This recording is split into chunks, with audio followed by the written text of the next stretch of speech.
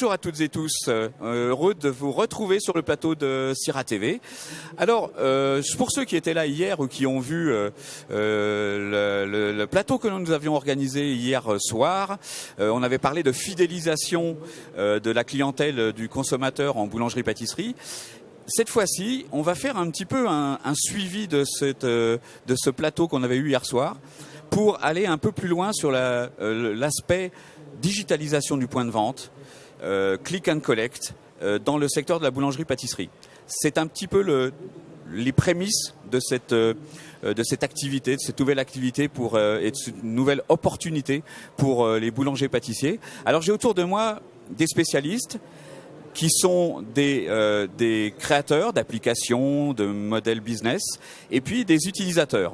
Donc déjà à ma gauche, Steve Broutin, qui est de la société Rapidol, qui va présenter rapidement son entreprise tout à l'heure, avec un utilisateur du Click and Collect qui est un boulanger de la région, puisque vous êtes d'Écully. Le micro, n'oubliez pas. Bonjour. Et puis nous avons à notre droite Sébastien Lerouge, qui est de la société Questeo. Donc il va pareil nous présenter un petit peu la société et son activité. Et puis un utilisateur du process Questeo qui représente l'atelier Banette, donc qui va nous faire donner un petit peu son expérience par rapport à ces choses-là. Alors je vais commencer par Steve Broutin de Rapidol. Bonjour. Comment hier on disait comment fidéliser une clientèle de consommateurs qui est de plus en plus infidèle. Est-ce que la digitalisation du point de vente, le click and collect, est une manière de fidéliser comment vous le voyez, vous le percevez, de fidéliser le consommateur? Oui, bien évidemment, c'est un moyen pour fidéliser les consommateurs parce que les consommateurs sont de plus en plus volatiles. Il est très facile pour eux de passer d'un commerce à un autre. Ils sont de plus en plus impatients. Ils ont de moins en moins de temps pour déjeuner. Donc, la qualité du produit est un atout, mais le service client doit répondre en fait à des modes de consommation qui évoluent. Et il faut servir le plus vite possible. Il faut répondre à sa demande d'avoir une disponibilité produit quasi immédiate. Et le click and collect est une réponse à la fidélité des consommateurs. Comment vous percevez, est-ce qu'il y a un réel intérêt et attrait du secteur de la boulangerie-pâtisserie qui est vraiment au balbutiement on est vraiment au début. Le click and collect est arrivé il y a à peu près une année dans le monde de la boulangerie. Le click and collect est porté aussi par les grands de la distribution qui ont développé ce qu'on appelle le drive, ce qu'on appelle la commande en ligne. Le consommateur, il est appelé en fait à consommer de cette manière. Ce qui manque en fait, c'est juste qu'on comprenne que le commerçant, l'artisan boulanger est capable d'avoir le même outil que les grands de la distribution. Le comportement client est le même. Donc pourquoi pas le faire chez son artisan? Il suffit juste qu'il ait l'outil pour le proposer. On va passer à un utilisateur justement. J'allais pas dire rare parce que ça commence à se développer assez rapidement parce que c'est vrai que le secteur de la boulangerie-pâtisserie est un secteur qui a toujours, observe déjà un petit peu ce qui se passe et tout ça. Et par contre, quand elle décide de se lancer, que ce soit sur des innovations ou justement la digitalisation, ça va assez vite. Alors vous, qu'est-ce qui vous a convaincu en fait? Alors voilà, pas un des rares, mais sans doute un des premiers, ou des tout premiers. Ça répond à une problématique client. Aujourd'hui, effectivement, le consommateur est en attente de services à travers nos commerces de proximité, comme il peut les trouver dans les grandes surfaces et ainsi de suite.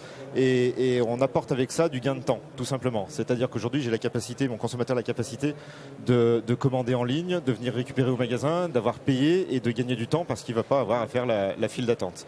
Et ce qui nous a amené à se poser la question et à chercher une solution, c'est le snacking essentiellement au départ. C'est-à-dire qu'on a beaucoup de monde entre midi et 2, on a une file d'attente qui est phénoménale et on cherchait une solution pour ce problème-là. Et là où on est assez impressionné, c'est par exemple cette année on a fait l'expérience de vendre les bûches et les galettes à travers le site et ça marche aussi. Oui, parce que c'est vrai que on a souvent plutôt basé le click and collect sur le snacking, la restauration rapide, le moment du midi, quoi. C'est ça. Mais là vous avez vraiment testé vous de votre côté. Et on s'aperçoit que cette année pour les fêtes de Noël, nos consommateurs qui avaient pour habitude de commander effectivement en ligne entre midi et 2 commandent aussi leurs galettes et leurs bûches pour les fêtes de Noël. Donc on sent bien qu'il y a un élan à développer ça sur l'ensemble de la gamme et sur l'ensemble du magasin. Et de ne pas se restreindre uniquement au sandwich et à la problématique du temps de midi qui là pour le peu répond très bien. Après on s'aperçoit qu'il y a d'autres développements à faire par rapport à ça. Il y a d'une part tout ce qui est questionnement, échange avec le client, et puis après il y a le click and collect pur et dur, j'allais dire, mais est-ce qu'il y a d'autres opportunités? Parce que le click and collect, ça peut ne pas être que du click and collect. Tout à fait, c'est très complémentaire puisqu'on est aussi en effet dans l'amélioration du parcours client et comment faire qu'un client qui a 22 minutes pour déjeuner le midi, 22 minutes pour une pause déjeuner, si vous attendez un quart d'heure votre sandwich, globalement l'expérience client est un peu gâchée. On sait aujourd'hui que 30% des gens ne vont pas jusqu'à la caisse quand il y a une file d'attente. Donc ça contribue et c'est terriblement complémentaire en fait, puisqu'en fait aujourd'hui si on ne satisfait pas le client, il vient une fois, deux fois et la prochaine fois il va ailleurs. Donc oui, pour répondre à votre question, c'est complémentaire. Au niveau de l'utilisateur final, j'allais dire, oui. Vous avez ressenti vraiment un vrai questionnement du client pour ça, enfin une vraie demande, ou est-ce que vous avez anticipé aussi la demande et comment la démarche est faite pour le click and collect? On a anticipé la demande en sachant qu'on répondait malgré tout à un problème dont tout le monde avait conscience sans vraiment savoir comment l'éviter.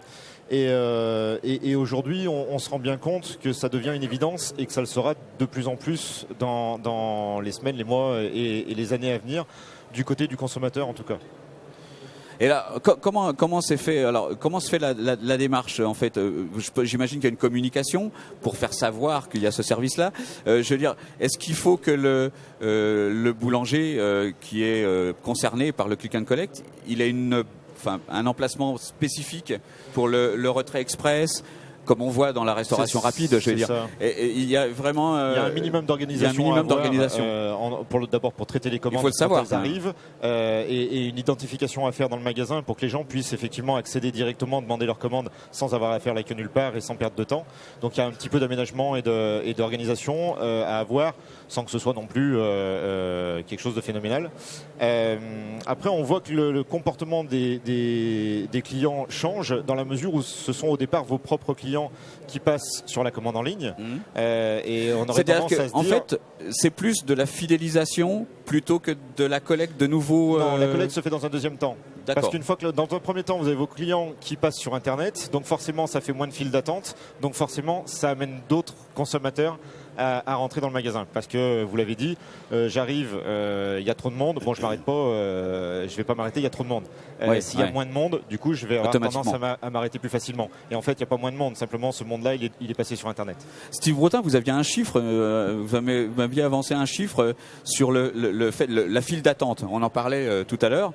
La file d'attente, il peut y avoir une perte de 30%, vous m'aviez dit, c'est une étude qui a été réalisée par Critizer et de novembre dernier et qui indique que très concrètement, 30% des consommateurs ne vont pas jusqu'à la caisse, parfois lassés par l'attente ou parfois lassés par le fait de voir qu'il y a du monde. Et nous, tous nos clients... Ou par frustration de ne pas trouver le produit. C'est aussi un autre phénomène qu'on constate, c'est que beaucoup de clients arrivent le soir vers 19h, le produit n'est pas disponible, ou éventuellement, lors du snacking, le sandwich qu'ils souhaitaient n'est plus disponible. Avec le click and collect, ils le commandent à 11h30, ils le commandent en ligne, ils sont tranquilles, ils sont posés au bureau, ils commandent à plusieurs, ils se rendent directement dans la zone de retrait, ils indiquent qu'ils viennent chercher leur commande avec tout un processus qu'on a mis en place, ils retirent et ils s'en vont. On gagne du temps et ce que dit en fait Cédric est très juste, c'est que dans un premier temps, c'est d'abord servir les clients qui sont les clients du boulanger parce que ceux-ci, il faut déjà s'en occuper avant qu'ils s'en aillent. Leur apporter un vrai plus. Exactement. Et après, on travaille de nouveaux clients. Mais il faut déjà régler le problème des clients qui ne reviennent plus